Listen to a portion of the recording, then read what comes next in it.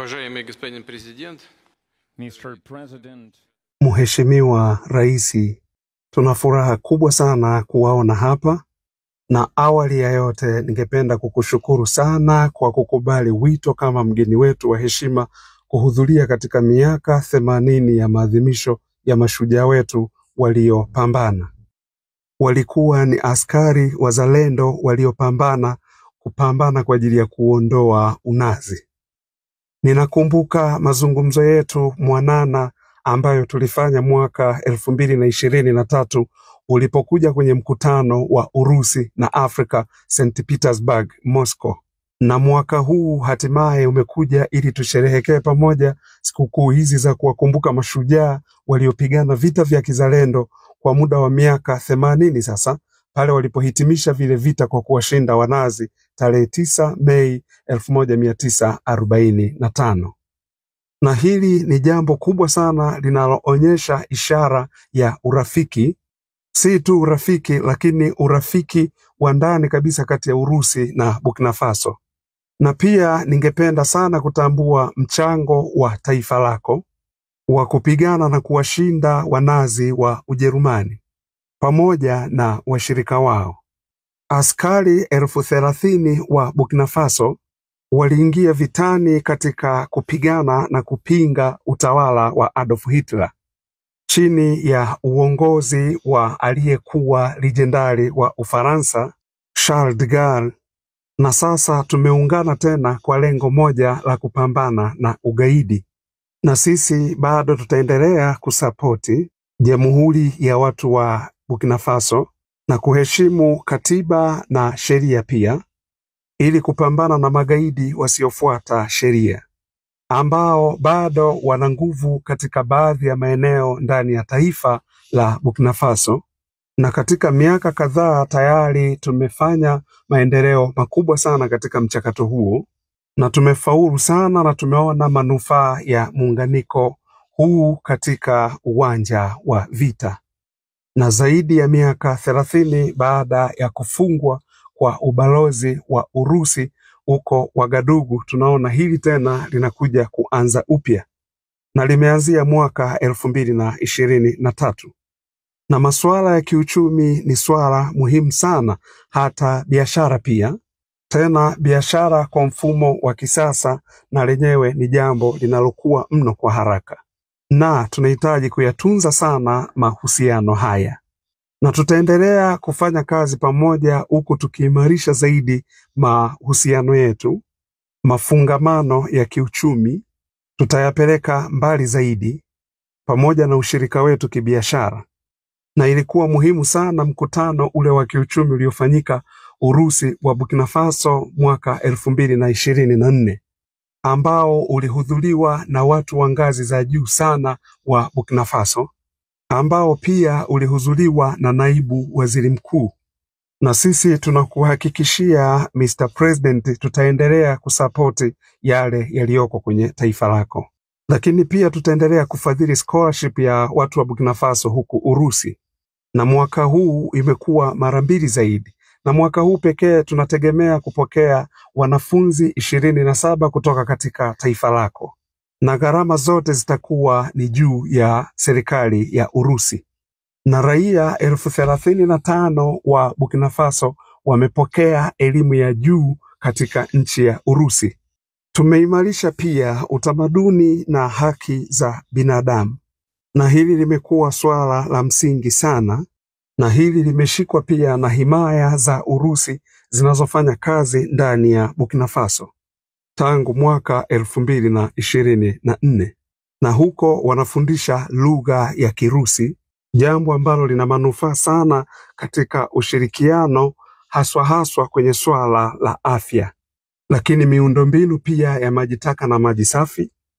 Lakini mwaka 2024-2025 Madam Popova alitembelea Wagadugu na akajadili mambo muhimu katika maendeleo ya utafiti wa kisayansi katika miundombinu na mafunzo binafsi. Pia tunaweka vipaumbele katika misaada ya kibinadamu kuhakikisha tunasaidia raia wa Burkina Faso. Mfano, mwaka jana tumetoa tani 25,000 za ngano bure kabisa. Na mwaka huu pia tumejipanga pia kuwapa chakula ndugu zetu Burkina Faso. Kwa sababu pia tunatambua mchango mkubwa sana wa Burkina Faso katika majukwaa ya kimataifa, ili ukiweka ndani hata Umoja wa Mataifa, ukichanganya na majukwaa mengine. Pia tunatambua ushirikiano wa hali ya juu sana na mataifa ya ukanda wa Sahel. Mwezi wa 4 mwaka huu tulikuwa na mkutano mkubwa sana Moscow pamoja na waziri wa mambo ya nje. Tulikuwa na mazungumzo mengi katika maeneo mbalimbali, na leo tutapata muda wa kuyazungumzia baadhi. Na asante sana kwa kunisikiliza. Na hongera sana Mr. President. Na mimi ninaamini nitajibu kwa ufanisi mkubwa na wa hali ya juu.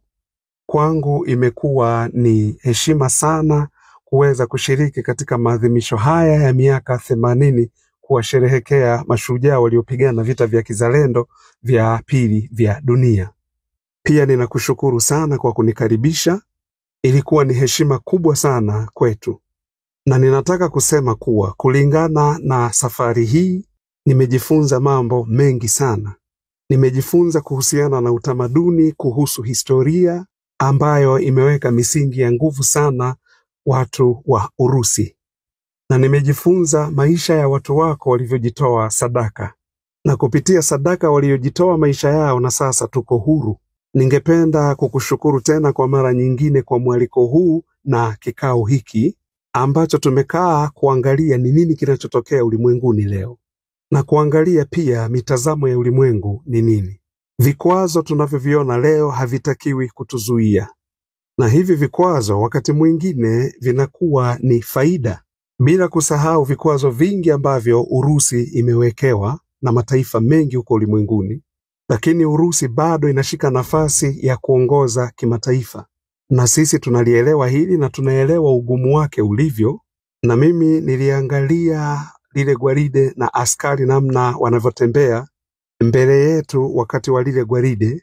Niliona vifaa mbalimbali, ukitia ndani vifaru kutokea kwenye vita vya pili vya dunia, lakini pia niliona vifaa vya kisasa, na ningependa kuendelea kuona ushirikiano huu kati ya mataifa yetu yakiendelea, tena maendeleo makubwa na ya haraka, huku tukitengeneza sura mpya kimataifa.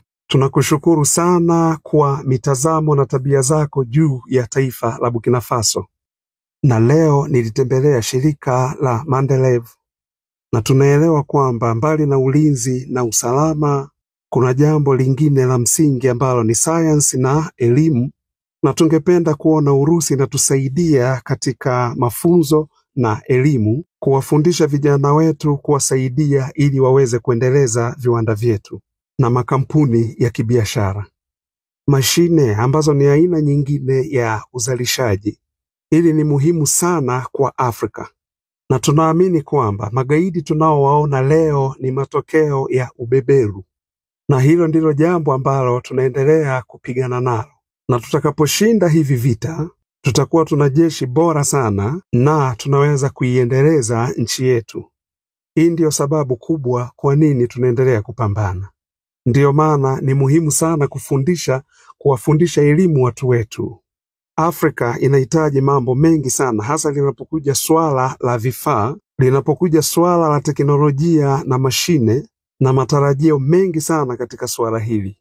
Na ndiyo maana tunahitaji kufanya mengi, tunahitaji kufanya kazi kwa nguvu. Ndiyo maana ushirika huu ni muhimu sana kwetu, na jambo la msingi zaidi ni kuweza kufanya mabadilishano na kutusaidia kwenye swala la teknolojia, kubadilishana uzoefu. Tunahitaji kuelewa tunawezaje kutumia uzoefu wa vyuo vya Urusi kwa ajili ya kupata maarifa ndani ya Burkina Faso, na tunawezaje kufungua matawi ya vyuo vya Urusi ili Burkina Faso iweze kufanya kazi kwa ufanisi mno kwa namna tutakavyowafundisha raia wetu. Hili ndilo jukumu lililoko mbele yetu linalotukabili. Tungependa kuona Burkina Faso inaendelea, na tungependa kuona wanafunzi wanaokuja ili kujifunza aina mbalimbali ya science, na tunaweza tukaona watu wakubwa sana ndani ya Urusi, na ndani yao kuna watafiti mbalimbali, wanasayansi vijana, na sisi tungependa kujifunza kutoka kwenu. Na eneo lingine la muhimu sana ni jeshi. Tuna miradi mingi sana katika eneo hili la ulinzi na usalama.